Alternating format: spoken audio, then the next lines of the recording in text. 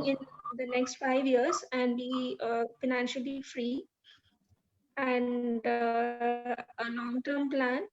There are two long-term plans, so you can call it like midterm and long-term. So midterm for 10 years, next 10 years, and long-term for next 20 years. Okay. Right. So you are thinking of long-term investing, right? Yeah. Okay. Of course, that is the vision. Great. What about the rest? Richa, Pragati, Radhika, Deepti, Parul, Ridhima. What do you guys think? Ridhima says 10-year goals to be financially free. Great.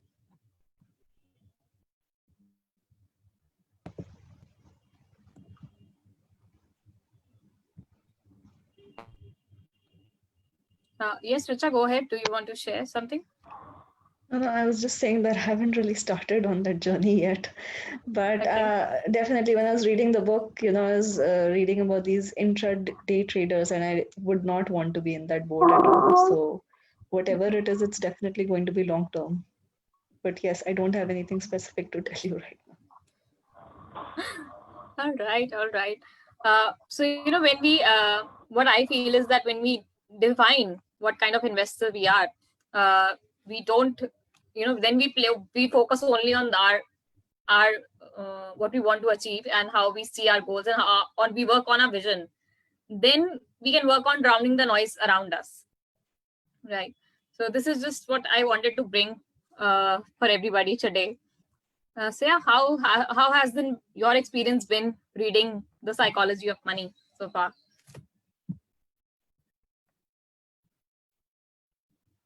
Sheetal, you're on mute.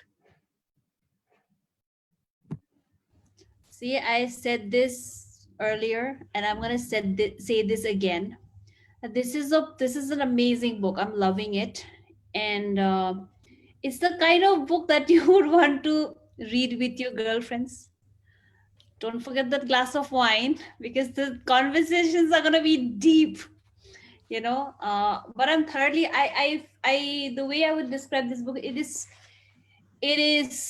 in a very simple way trying to it's simplifying some of the complications that exist, right? And you get it, and you still don't get it at times, but it will answer a lot of things, why we behave the way we behave with money, or what can be learned from how people behave, how people have historically behaved around money, and how people have seen bubbles burst. So it is intense, it's interesting, and yeah, I'm thoroughly enjoying the book. Yeah. I think the examples are so easy to understand, So I think that's one thing really good that the author has done. They're so relatable. You can put those examples into your own sort of life. Yeah.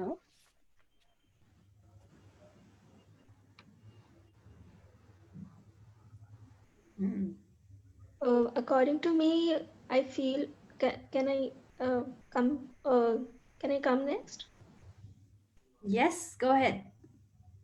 Yeah, sure. Thanks. I absolutely, second Sheetal on I know that. this. Go ahead, Somali. Sorry. Yeah, no issues. Yeah.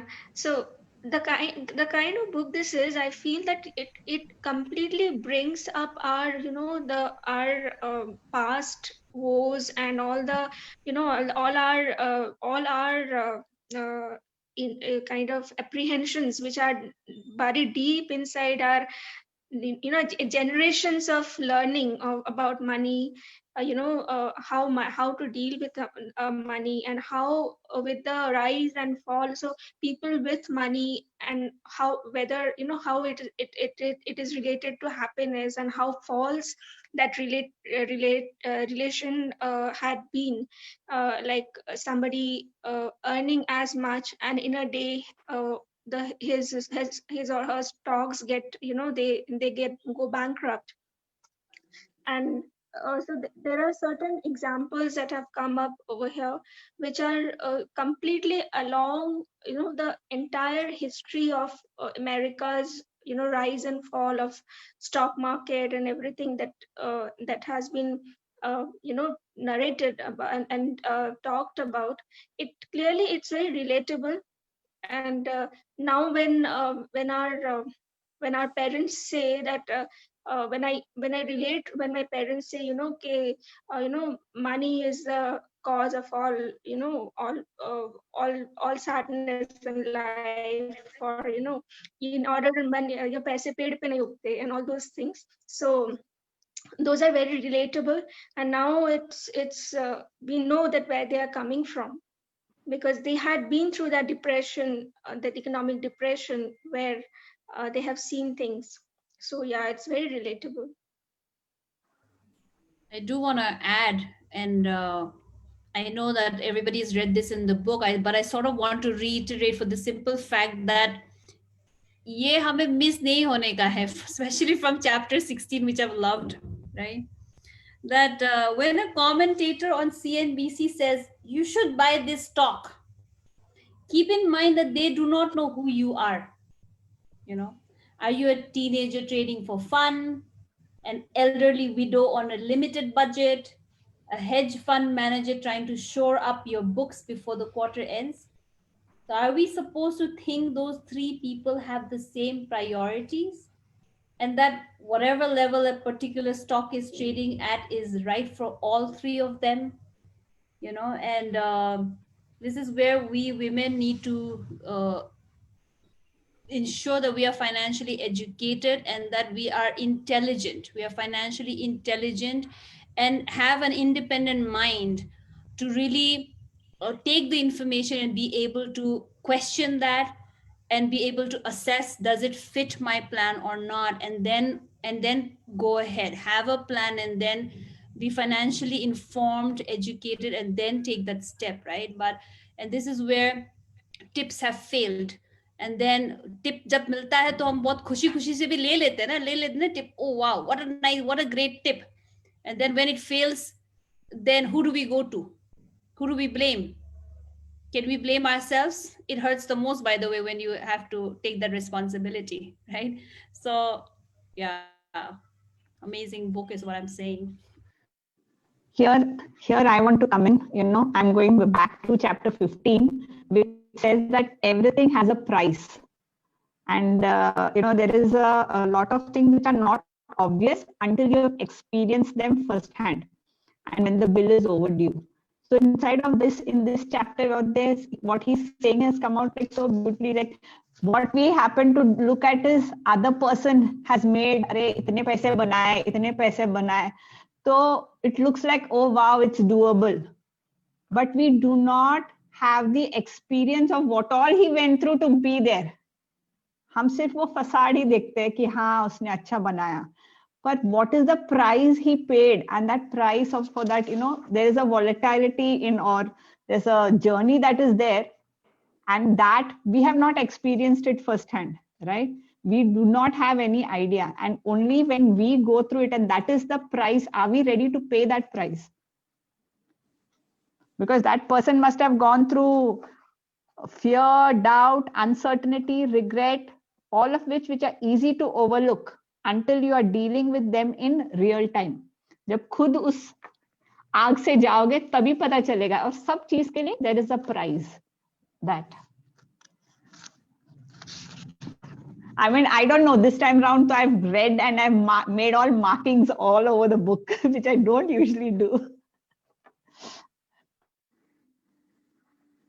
So inviting others to share, what are some, deep thoughts that this book has taken you to, or what's coming up for you? What's been the biggest learnings from the chapters? Go ahead, Rani, you want to share? Yeah, I just wanted to continue with what you said कि हम लोग दूसरा के देख के सुन के हम stock नहीं लाए. I just want to share my own experience of reading the newspaper, following Rakesh Jhunjhunwala's stock share. Initially, I tried to follow him, so I had purchased Titan. I'd purchased Titan, and Titan gave me very good returns. So 2 years back when he purchased Yes Bank, so I also went ahead and purchased Yes Bank. and then later we when then जब Yes Bank का profit जा रहा था, I could not remove it, and then suddenly after a week we saw it just fall down. So that following somebody, some news or something, you have to at the same time be very alert with your own money. Following somebody or some news, it gives you a profit, but it can also give you a loss. So you have to take both.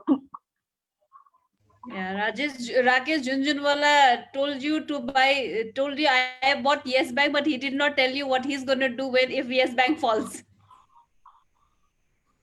Yeah. No, Thanks for he sharing did your not tell me even to buy personal. Titan. I just read in the paper and I went. Yeah. Haji? Thank you, Rani. Thank you, Rani, for sharing your personal He experience. did not even tell me to buy. Yeah, yeah. Thank you. I Okay. don't know. There is another concept which is there, which is created, is the concept of fee and fine, fee Yeah. and fine, which was like really beautiful. How do we look at it? Like, are we ready when for us fine is a negative, right? But are we looking at the charges that we're paying for something? It is like a fee that you're paying for. It's like a premium. How you pay a fee. That's like really good one.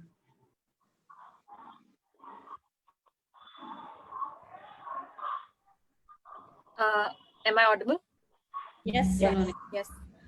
So this Yes, concept Saloni. of emulation, it not only just goes in terms of stocks or investing, it also trickles down into whatever we do with our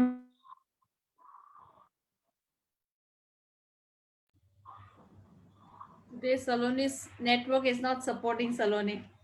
Saroni froze. Let's support each other. So, go ahead, guys. What have you been getting from the book? Okay, so let me share. This is Richa. money in the daily life. Saloni, Go you ahead, speak. Richa. Go ahead. Okay. So I was trying to say that the best thing about this book is how simple the things are. So there are everything which is shared is like you read it and you're like, oh, I kind of know this. But it's supported with such strong examples that you're forced to think that how the great things actually depend on the smallest possible actions. Right.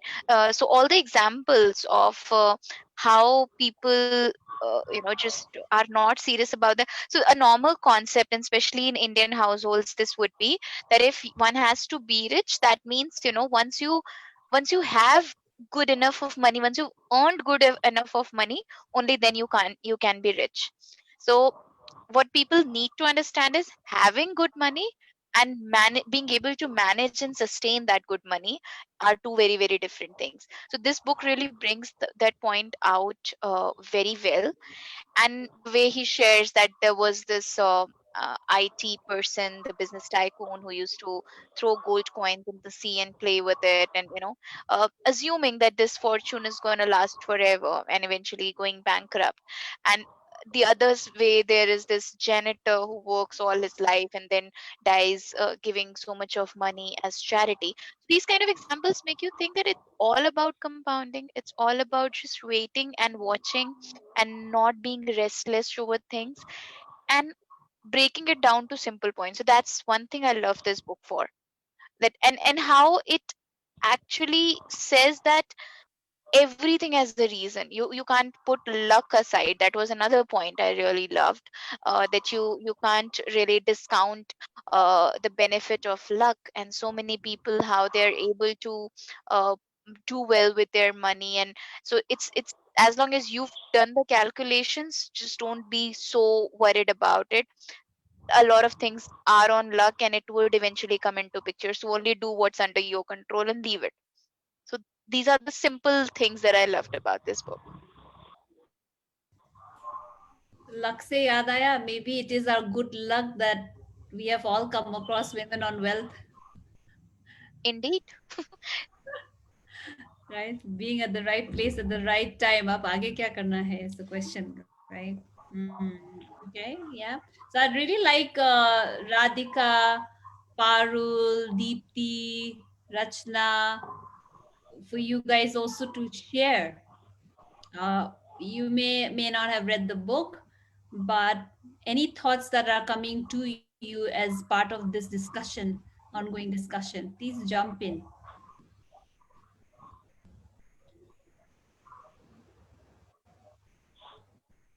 So I'll share. So I haven't read the book last week that much, but earlier I read some 6 7 chapters. So what I got from the book I'll share. तो एक तो ये luck वाला चीज था कि sometimes some people are like like the Bill Gates one, or I think the Warren Buffett. I don't remember that there were 3 friends. 2 friends did it. One friend died in an accident because it wasn't meant for him. But so sometimes luck is not in the favor. But again, in one of the chapters, it said that still a lot of things are in our control. Uh, so it's not that everything should be left and everything should be blamed कि मेरा luck नहीं अच्छा चल रहा है. A lot of things we can control. uh, and also एक चीज और थी कि I think one of the first quotes of the book was that the people who do good or the people who are doing good in life is also that when other people are losing themselves, then they are able to do the basic things which others are also not able to do. So that was one of the initial quotes in the book कि at least जो basic है वो तो हमें करना ही चाहिए. uh, and also uh, one more thing which stuck with me was that that actually it just slipped my mind. uh, but yeah, overall I feel that it's a very holistic book. A lot of aspects have been covered, that what is like to the examples of people, like how they're dealing with money, how they're behaving with money, that plays a very major role. And like the attitude, which is attitude is very important. Even if you have the knowledge, but if you don't have the attitude, then the things will not work in your favor finally. So yeah, it's a holistic book. A lot of things are covered. Yeah. Absolutely. And just want to share one more point which I liked about this book, and which is in fact a chapter, is just save money. So I can relate with this point is because a lot of times when you anywhere try and act frugal and make the right choices, this is one of the common questions that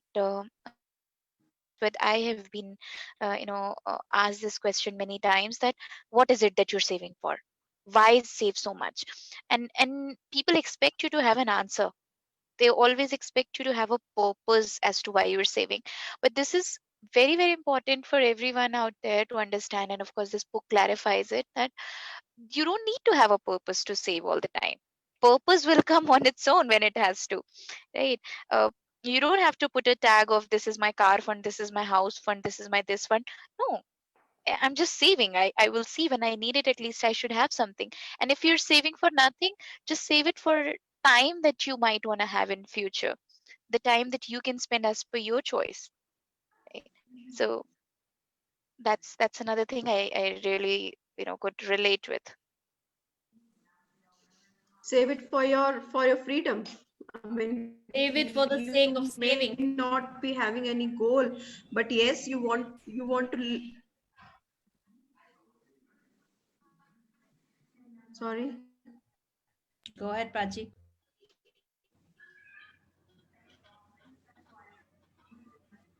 Today everybody's stuck. It's December. Everybody's It's December. It's cold. frozen. Yeah. Okay. So I want to now also lead the group to the seduction of pessimism. Okay, I want to read that book. It's very interesting on optimism and pessimism. सबने पढ़ा है ये chapter? किसने पढ़ा है? मैंने पढ़ा, I've read it, yeah. Okay, awesome. For reasons I have never understood, people like to hear that the world is going to hell, says historian Deirdre McCloskey, something like that. Optimism is the best bet for most people because the world tends to get better for most people most of the time. But pessimism holds a special place in our hearts. Pessimism isn't just more common than optimism, it also sounds smarter, is intellectually captivating, and is paid more attention than optimism, which is often viewed as being oblivious to risk. Before we go further, we should define what optimism is. Real optimists don't believe that everything will be great. That's complacency. Optimism is a belief that the odds of a good outcome are in your favor over time, even when there will be setbacks along the way. The simple idea that most people wake up in the morning trying to make things a little better and more productive than wake up looking to cause trouble is the foundation of optimism. It's not complicated, it's not guaranteed either. It's just the most reasonable bet for most people most of the time. The late statistician Hans Rosling put it differently. I am not an optimist, I'm a very serious possibilist. I love that. I want to be a very serious possibilist, making things possible for myself, and for people around me. So, anybody who'd like to add from this chapter before we start reading today? I'd like to share. Go ahead. No, I just wanted to add, it's not from the chapter, but just something related to it. There are those people who will say, especially in India, क्या करोगे इतना बचा के, सब कुछ तो छोड़ के जाना है. That. And so then I try to tell them कि I will spend on things that I want to, and maybe not on things that are of no interest to me. But if they choose to see only the things that I am not spending on, then that is their lookout. It doesn't really bother me, but it happens very often that, if I'm not, I don't know, if I'm not spending on something which they think is very important, they think I'm not spending because I'm a miser. But I don't want that thing. It has no interest for me. So, and then they try to bring in this religious aspect कि मतलब तुम पैसों के बारे में बहुत ज़्यादा सोचते हो. You are not thinking of the other world. And then in my mind, I don't say it out loud. I say that yes, this world, because I am in it, is important. So I have to think of this world too. Just a thought that came into my mind. Awesome. Thanks for adding. Yes. Anybody from optimism, pessimism ki side mein hai? Yeah. Yes. So I'll tell you something about this optimism ye chapter mein. The crux of it is tell someone that everything will be great and they are likely to either shrug it off or offer a skeptical eye. Tell someone they are in danger and you have their undivided attention. Like this is what sells, right? This is the crux of this chapter. मतलब तुम अच्छा चीज अच्छा होने वाला है वो सब बोलो तो कोई उतना सुनेगा नहीं, ध्यान नहीं करेगा. But you tell them that अरे ये हुआ बुरा हुआ, you'll have people's undivided attention of what is wrong, what is not correct, and all that stuff, right? What doesn't work. See, we spend a whole lot of time discussing what doesn't work rather than what works. And if you will see that what works, if you go back and look at things, the small things that actually make up to, where we are today. If you look at the progress that we have made today, small things that add up, that actually compounds. He's here correlating to the aspect of compounding. Good things compound over time, but which is not observed by the eye. But if you actually take that and look at it, but what we will do is we will look at events of doom more. I mean, we'll discuss that more, like the 2008 crash and the 9/11 and, the market crashes. All those are the things that we will talk about because those have more masala to discuss. Veena, I So don't think that's it's only the chapter masala. of optimism. I think it's to do with our psyche. We remember negative things much more easily than we do positive things. I remember Or I must wo have, as I was a kid when, the 1991 war between Iraq and Kuwait happened, and I was in America. I left 2 days before the invasion. So, like, I did not have to face it, but of course, we lost everything at that point. But that is Hmm. something that I remember so clearly, even though I was a kid, like 4 years old Yeah. probably. And Yeah. here, like I would actually say, I mean, as a coach, because as parents, also, this is something which we coach our children in. The first thing you see when you have small children around, you are always there to make sure that the child is having the greatest experience. Usko ye mat chuo, wo mat chalo. Like there's always a lot of no that you're training your child in. You don't let that child experience things on their own for themselves. Ye garam hai, cup of tea, garam hai, boo, this that. But you will not let that child experience the garam, because once the child experiences it, then for sure he's never going to touch it or this. No? So that is from where the no comes. Like you're saying, no, you can't have this, no, you should not do this, no, you should not. And that's the indoctrination for the negatives. Right? Starts bachpan se hi shuru ho jata hai. Yeah, I would like to add to Richa and Beena that what they were mentioning वही about. होता है ना.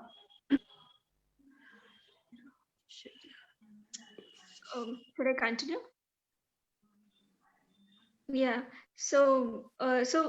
It is related to fear, and it is really genetic that fear. We generally society and our upbringing has used this fear because when a human being were kind of just before the society formed, and they used to be in the so that is in the kind of in all these are animal instincts which are there, and fear is one of them, just like hunger. So we react to fear much more eagerly and attentively than to any other newer habits which we have formed. So yeah, totally agree with you all on this. Actually, what is fear? Fear is false expectations appearing real. So I mean, this is what fear is, and this is what even we tell our children ki अरे नहीं मत करो, डर जाओ. Like we instill that fear in them.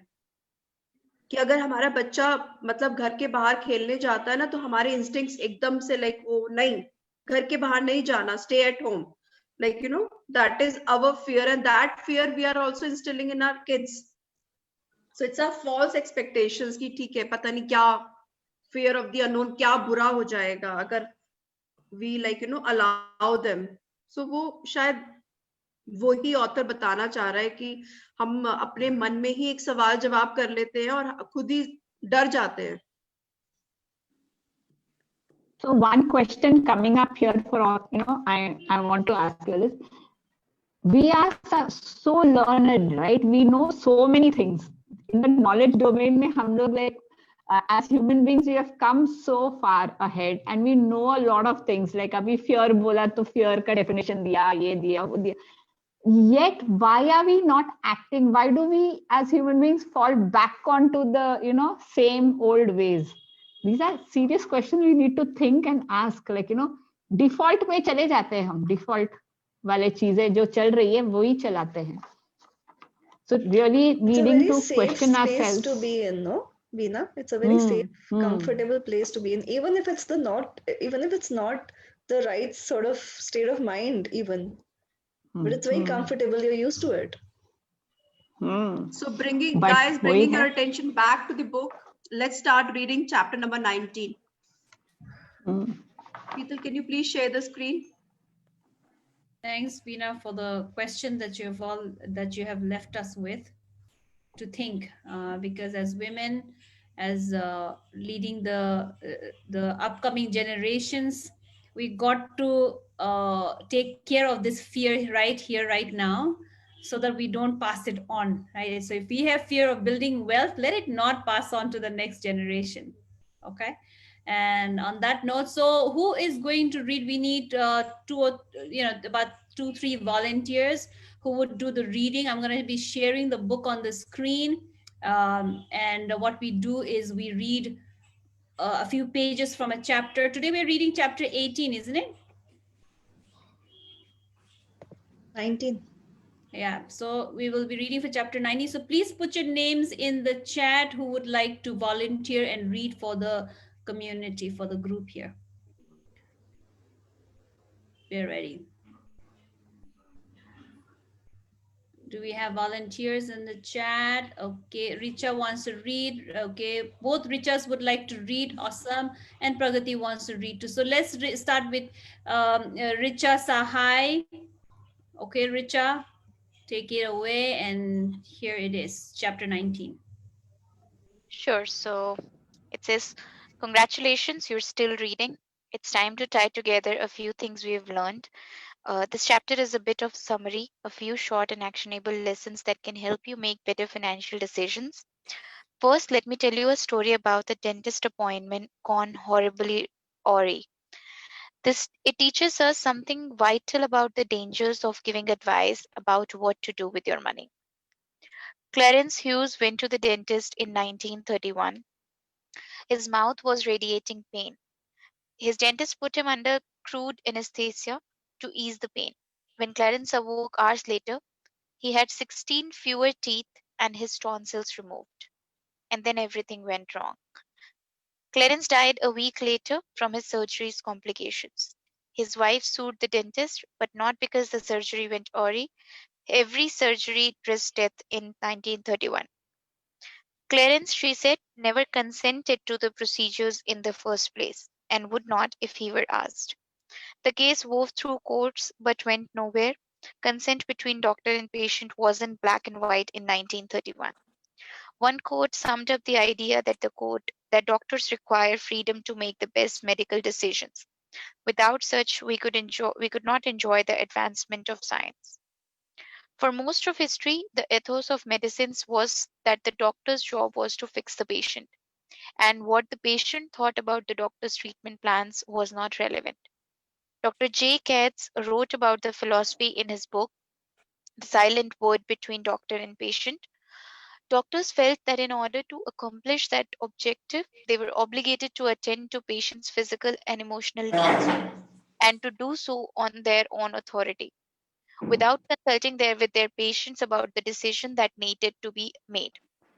The idea that patients may also be entitled to sharing the burdens of decisions with their doctors was never part of the ethos of medicine.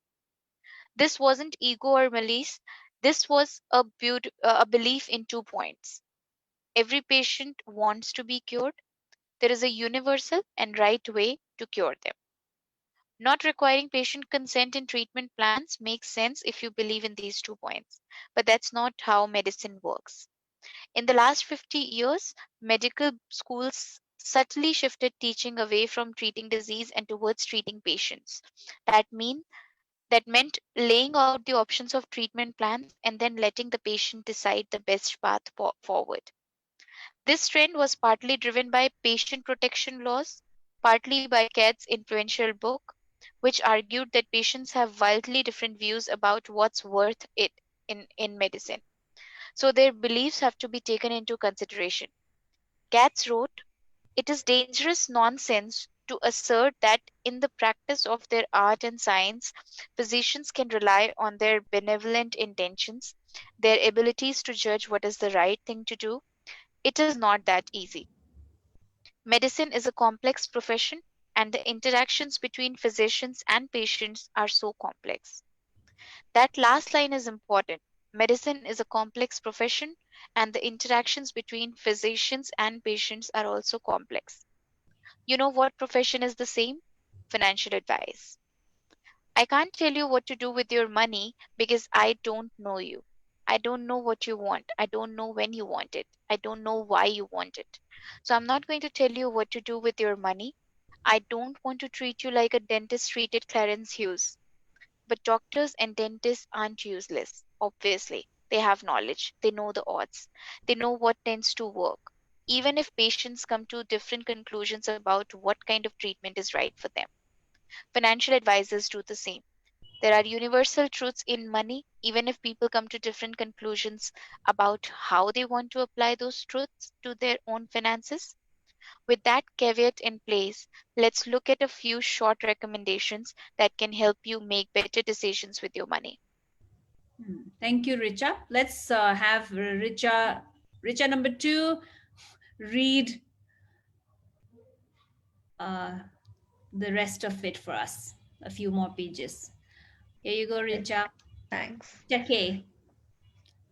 Go out of your way to find humility when things are going right and forgiveness, compassion when they go wrong. Because it's never as good or as bad as it looks. The world is big and complex. Luck and risk are both real and hard to identify. Do so when judging both yourself and others. Respect the power of luck and risk, and you'll have a better chance of focusing on things that you can actually control. You'll also have a better chance of finding the right role models. Less ego, more wealth. Saving money is the gap between your ego and your income, and wealth is what you don't see. This one really resonates with me. So, wealth is created by suppressing what you could buy today in order to have more stuff or more options in the future.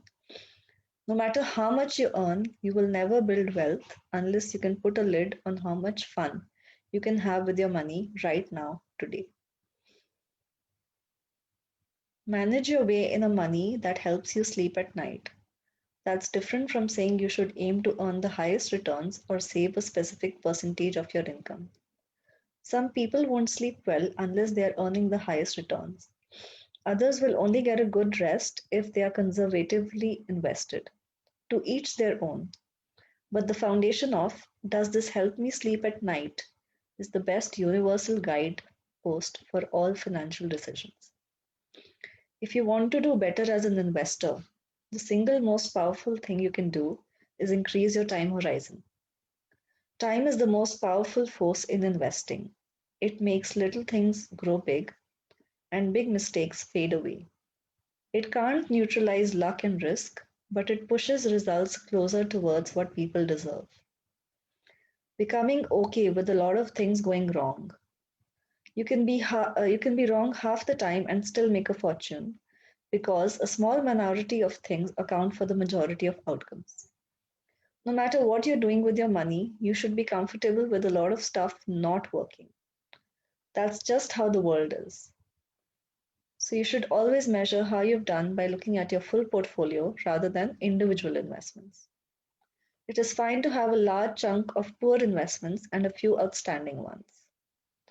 That's usually the best case scenario. Judging how you've done by focusing on individual investments makes winners look more brilliant than they were and losers appear more regrettable than they should. Okay. Thank you so much, Richa. I know Pragati wanted to read as well. Let's bring her in. Pragati, are you Mm, around? yeah. Go ahead. So, yeah. Use money to gain control over your time, because not having control of your time is such a powerful and universal drag on happiness. The ability to do what you want, when you want, with who you want, for as long as you want to pay, for as long as you want to, pays the highest dividend that exists in finance. Be nicer and less flashy. No one is impressed with your possessions as much as you are. You might think you want a fancy car or a nice watch, but what you probably want is respect and admiration. And you are more likely to gain those things through kindness and humility than horsepower and chrome. Save. Just save. You don't need a specific reason to save. It's great to save for a car or a down payment or a medical emergency. But saving for things that are impossible to predict or define is one of the best reasons to save. Everyone's life is a continuous chain of surprises. Savings that aren't earmarked for anything in particular is a hedge against life's inevitable ability to surprise the hell out of you at the worst possible moment. Define the cost of success and be ready to pay it, because nothing worthwhile is free. And remember that most financial costs don't have visible price tags. Uncertainty, doubt, and regret are common costs in the finance world. They are often worth paying, but you have to view them as fees, a price worth paying to get something nice in exchange, rather than fines, a penalty you should avoid. Worship room for error, a gap between what could happen in the future and what you need to happen in the future in order to do well is what gives you endurance. And endurance is what makes compounding magic over time. Room for error often looks like a conservative hedge, but if it keeps you in the game, it can pay for itself many times over. Avoid the extreme ends of financial decisions.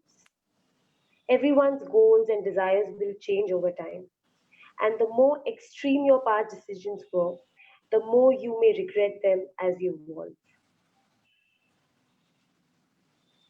You should like risk because it pays off over time, but you should be paranoid of renewous risks because it prevents you from taking future risks that will pay off over time. Define the game you're playing and make sure your actions are not being influenced by people playing a different game. Respect the mess. Smart, informed, and reasonable people can disagree in finance because people have vastly different goals and desires. There is no single right answer, just the answer that works for you. Now let me tell you what works for me. Okay, so I think I'm gonna pause here. All right, all right. So what's brewing from the last from chapter 19, which was a sort of the cream of the book. Yeah, in short, a summary of whatever he said and everything that we need to reiterate to ourselves. And he's Yeah. brought it out so well in a couple of lines from each chapter. Mm. That it makes you want to read the book all over again, right? Absolutely. Yeah, I really agree with everyone that this is the kind of book we would want to, reread again and again, because it's every time we try to read it, it gives us a new perspective. Mm. And I think that happens with any book, right? Every time it feels like, oh, there's a new learning from each book, and which is what we've been contemplating. The admins have been thinking that for the next book that we bring in, I think we'd like to go back to some of our favorites that we have read in the past. Some of you maybe were in the club, or some of you, if you're really new, then you've not read the book with us. So we are going to send out a poll to sort of see which one you would like to read together again. And we will go back to the list that we have and then share the poll with you guys. Okay. So please do wait for that, and then do participate in the poll, so that we can come up with the book that everybody loves to read. Now, the next question is, what do you take from here for yourself? How are you going to move yourselves forward? How are you going to ensure that you're sharing and then moving women forward? So, when we come and read the book, we are pushing for our financial progress. If we leave ourselves out of this equation, and then we think big about, okay, what if all womankind could push further for progress? What actions do you think as women we can take today to move women into financial progress? I want to hear. I think leading by example is the most, influence, one of the most, first hand weapon to, it's a driving force of by leading by example. I feel that really moves people, and when they see things happening, it's kind of, they get motivated. Okay, so Mali says leading by example. I'll be an example, so that more, and we need more examples, right? Women, we need to put out more examples so that other women can see and say, oh, Somali is doing it, I can do it too. Yeah, just like Sheetal and Priyanka and yeah, definitely. Yes, we need more examples. So yes, Somali, you are an example. Okay, what else? What can we do today to move women forward? So Saloni is saying, share with friends what I'm doing for my financial education. Wonderful. Who else? Spread it on the social media. The You Prachit know, will share it. actions speak louder than words. If I continuously keep on sharing, people will, like, ask me, "Are tum kar kya rahi ho? What exactly are you up to?" Because this is what is happening with me. People now have started to come up and ask, "What is Women on Wealth? What are you doing? Tum kar kya rahi ho?" So raise their curiosity levels. This is what I intend to do. Wonderful. What about others? How can we move women to financial progress? What are you willing to do for that? For a world where women, just like education is our now our basic right? We fight अगर किसी किसी को basic education भी नहीं मिल रहा है तो हमें भी गुस्सा आ जाता है, right? We are privileged ones. So can you imagine a world where financial education is basic? It's not only for the privileged few, let's say. So any actions that you can think of, that what can we do? What can I do? Sheetal, that's a lovely point. I mean, I've already shared Beena's courses with my nieces and nephews, of course, like with the moms and the dads. But yeah, I think I would love to do something more along those lines, because the next generation should learn the positives rather than, the negatives of financial education. Yes. Thank you for saying that. Thank you for saying that. Yeah. Thank you that Bina came up with this for children, making it basic. And of course, I've all like been sharing the lives and all of that, and I post when I win the ET quiz, so people get interested in what I'm doing and what am I winning. Wonderful. Yes. Yes, Richa, I'll be sharing more about it about the upcoming course. Okay. Sure, perfect. And Richa Khandelwal, Richa Sahai, Minal, सबको है. All with children. Right. So make keep make sharing. this as a fashion statement, like, women, they follow fashion, so make this as a fashion statement so that sab bhag ke aayegi. Wonderful. I like that thought. It's a fashion statement. Awesome. Awesome. Let's close the year with a fashion financial fashion parade, na? Let's think on the lines. Zoom पे financial fashion parade. कौन क्या बन के आ रहा है? Okay. If people have, now that you've planted this thought, if you have creative ideas on how we can do that, end the year with a bang, then please send in your inputs. Okay. Great. So it is 6:01. I thank you all for being with us. Thank you all for being together, right?